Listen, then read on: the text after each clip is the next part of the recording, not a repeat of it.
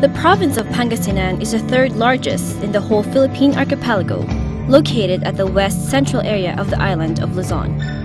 It is blessed with a panorama of natural and cultural attractions, boasting stretches of white sand beaches, cascading waterfalls, caves, and various historical sites. 75% of existing major tourist destinations are located in OPAL member localities.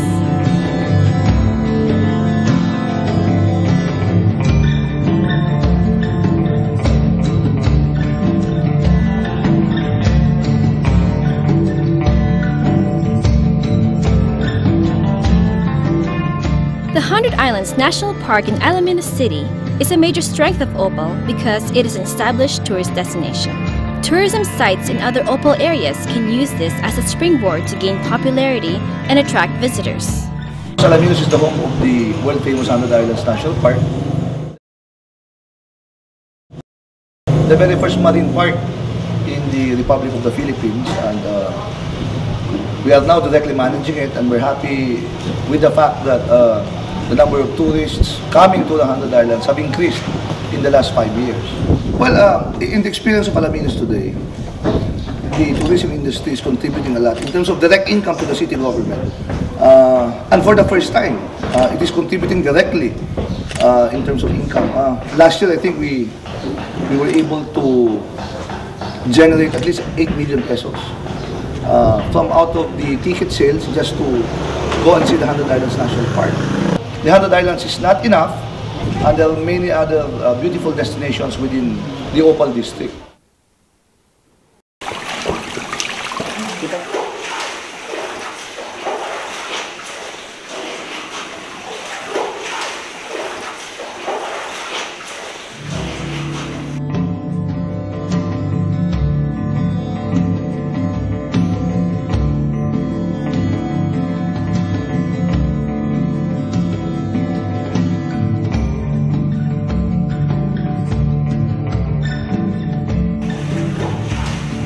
The entire cave system can take up to 7 to 8 hours of wet and wild caving adventure. The Cacapangan Caves in Mabini is known for its multiple entrances, magnificent formations, and diverse wildlife.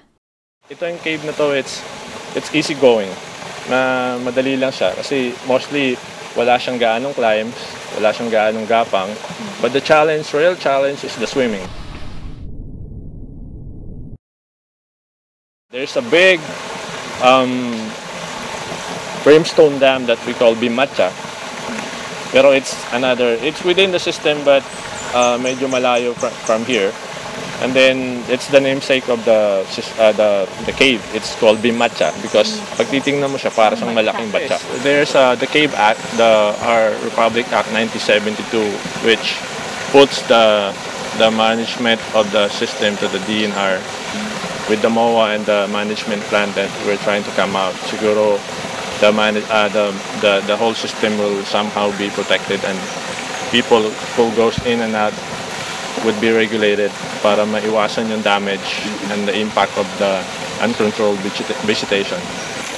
A 50 peso entrance fee is collected at the resort.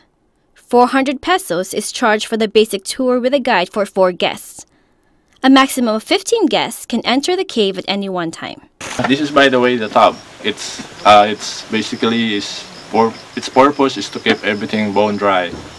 Extra light, a third one, and then we also need water for a long trip, and then gloves.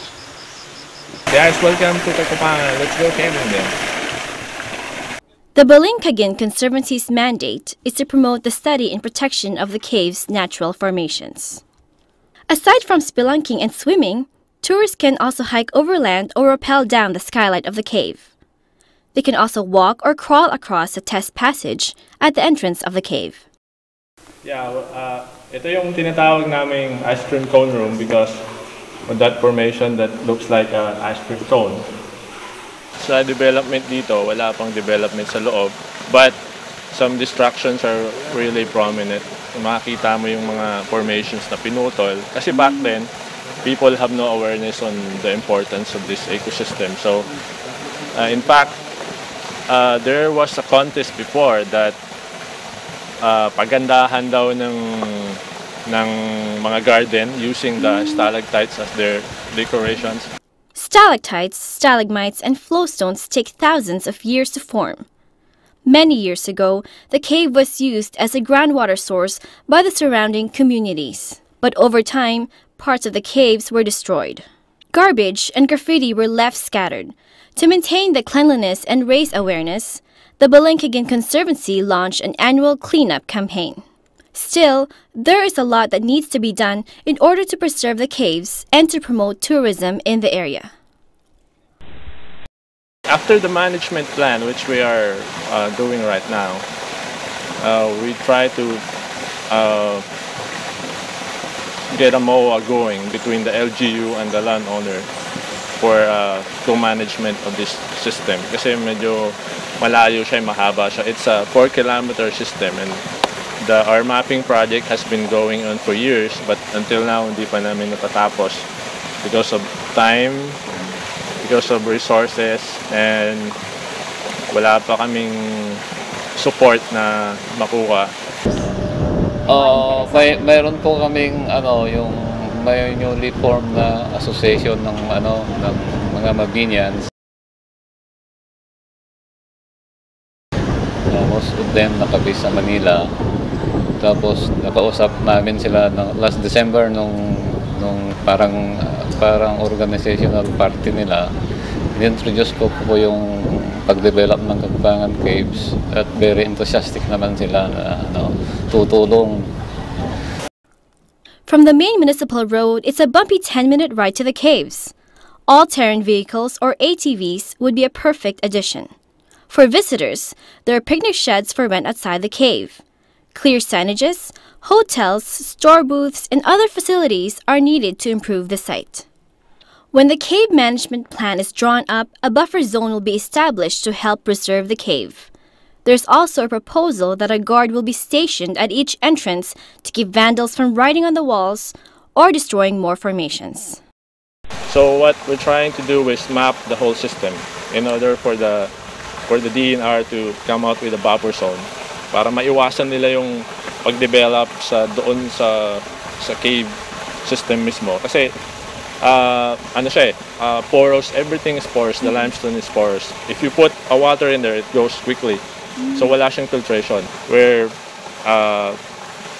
coming out with some training on our cave guides, and eventually, pag dumami sila, so parang magkakaroon na ng retraining and maybe a certification from the LGU and the DNR to make them a certified cave guide by the municipality, the LGU.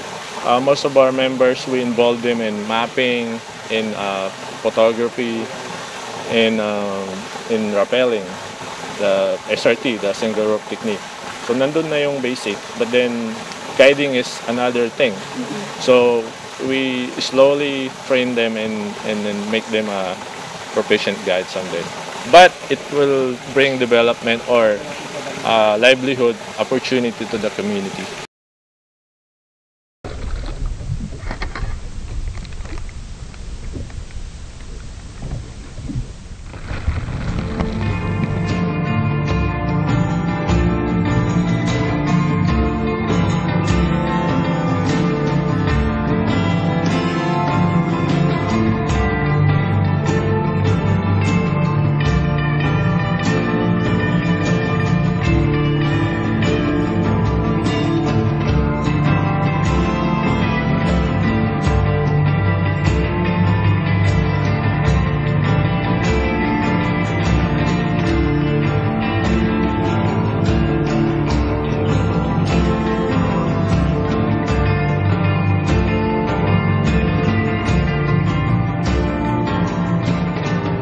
The Bani Bird Sanctuary, in relation to its importance in Lingayen Gulf, is that it serves as the habitat and breeding ground of crustaceans and other marine species,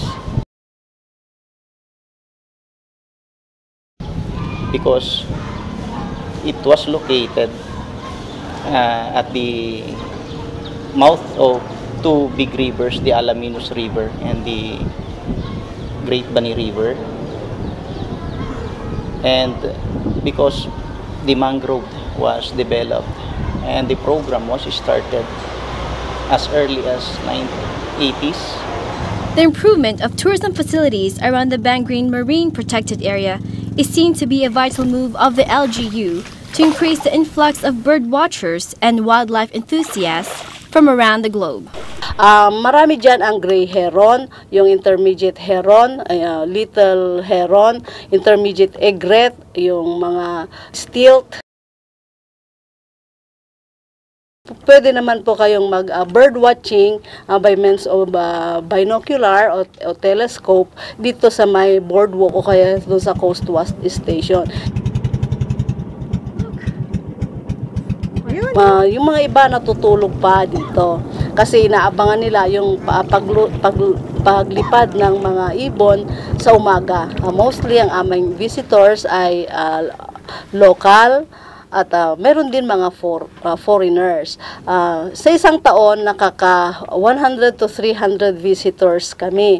Meron kaming sinisingil na entrance fee at 20 pesos per person.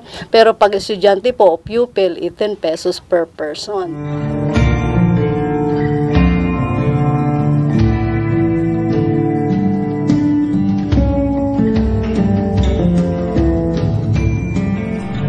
Nag-umpisa to ng 1990s nung 1 hectare na lang ang natira sa mangrove namin.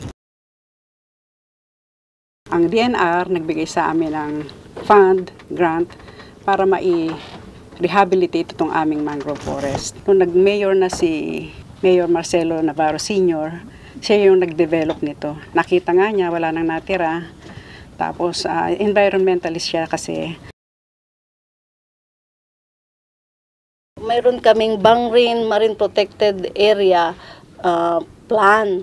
Included doon sa plan is ecotourism. Yun nga yung pag-develop nitong boardwalk, yung mga facilities such as yung procurement of appreciation boats, yung construction of paddle boats, nakapaloob lahat doon. Kaya meron po kaming pundo na binigay po ng ibang agencies gaya ng mga NGOs noon sa Sagiplinggin Gulf, ganyan din sa Bureau of Fisheries and Aquatic Resources, ang DNR, na siya po namin katulong dito sa LGU Bani para maganon ay ma-promote at kaya ma-develop yung area. So hindi namin kaya po dito sa Bani kung kami-kami lang. Nangangailangan po kami ng NGO, nangangailangan kami ng mga national government agencies, private sectors din, POs, na talagang collaboration effort ito. The fisherfolks associations are also active in the management of the mangroves. Ang major ko dito kasi ako yung head ng bantay dagat sa aming pagbabantay dito na sa protected area. Hindi lang sa protected area kundi rin sa aming kailugan. Dito sa Tambakbi at sa Referent. Kung paano namin masuportahan yung mga nag-illegal na gumagawa ng hindi matama sa paghuli at paglalambat, lalo na sa mga fine misnit na ginagamit nila at lalo na yung mga hindi lisensyado na misnit na ginagamit sa paghuli. Both men and women participate in the various conservation and tourist hosting activities. Kasali din sila nagtatanim, pero pag gumagawa kami sa boardwalk, hindi sila kasali kasi hindi naman naangkop sila sa ganitong gawain, lalo na doon sa teaching doon sa Heron Boulevard at sa Kawaldak. Itong pagtatanim, pagpupunla, yun, kasali sila ng mga PO. Kung meron kami naman na mga babae kasali, pero pag meron kaming nagawa na bisita kami dito, may catering kami, babae ang nauna, wala naman kami, out naman kami doon na lalaki. Kasi ito ay very young na ecotourism facility area, kaya pwede pang i-improve itong boardwalking kung saan dapat dito ay concrete na yung boardwalk, no? Yung pavilion namin o kaya coast watch namin ay nasira noong bagyong Emong, that is at year 2009, ay pwedeng i-renovate pa yon para maka-attract ng tourist. Dapat ipinta mo na rin iyang Coast Watch Station na iyan. At saka more flyers, ganon, more IEC materials to be distributed to visitors para ganon ay maka-attract ng mga turista pang pupunta dito. The nets and fences need regular maintenance, especially because Bani is at high risk to typhoons. More tour guiding modules will prepare the community members of possible livelihood. The number of boats coming in and out of the protected area should be regulated to avoid putting the birds and marine life at risk. Other attractions of the municipality may be packaged together with bird watching for a complete 1 or 2 day tour. Pero ang isang nakikita po naming mga oportunidad ng private sector doon sa pagpunta po ron ay pag-asikaso po ng mga tour packages at saka yung mga additional services na pwede pong i-offer sa mga turista na ngayon po ay hindi pa nangyayari po sa amin. Kaya hindi pa po nako-commercial yung pagpunta po ron.